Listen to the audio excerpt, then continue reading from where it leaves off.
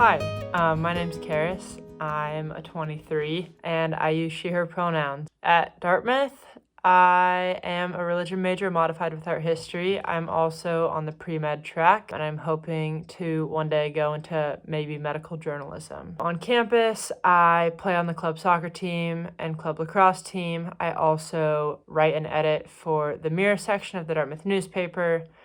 And I play violin in the chamber orchestra, and I also am involved in the Kappa Delta Epsilon sorority. My experience with the queer community at Dartmouth has been really overwhelmingly positive. I wasn't out when I first came to college, not because I was closeted in high school, but because I honestly didn't know. For me, my freshman fall was sort of a topsy-turvy experience of figuring out that I was gay. But really ever since then, I've had great experiences with the queer community at Dartmouth. I felt really accepted by my friends as I was sort of going through the confusing process of figuring out my sexuality in my freshman fall. And now, as someone who's very much out on campus, I've been enjoying making a lot more queer friends, especially this fall. So in terms of what the LGBTQ plus community looks like on campus, there's a lot of different ways you can find it.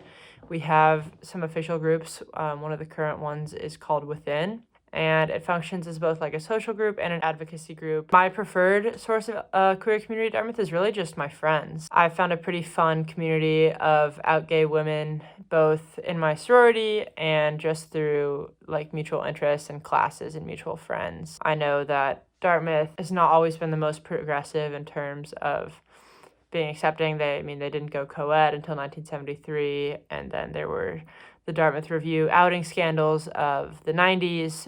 But really, I think the goal for the queer community is just to be out and be proud and be visible for people who either don't feel safe coming out, to know that if and when they choose to, there'll be a community of people welcoming them in. And then also just to sort of destigmatize queer love and queer existence on a pretty straight, heterosexual, and cisgender campus. In terms of pride, Dartmouth celebrates Pride every June. I think Dartmouth typically does sort of like a month-long celebration in various ways of Pride. For the Dartmouth newspaper, we run research pieces on the history of the queer community. I actually wrote one last year about the history of sort of queer activism and queer existence at Dartmouth. And then there are also like various speakers and various fun events for students to come to and just hang out. I think they also put a pride flag on the Dartmouth flagpole, which is super fun and great for visibility. I think just touching on the way that being LGBTQ has shaped my experience at Dartmouth,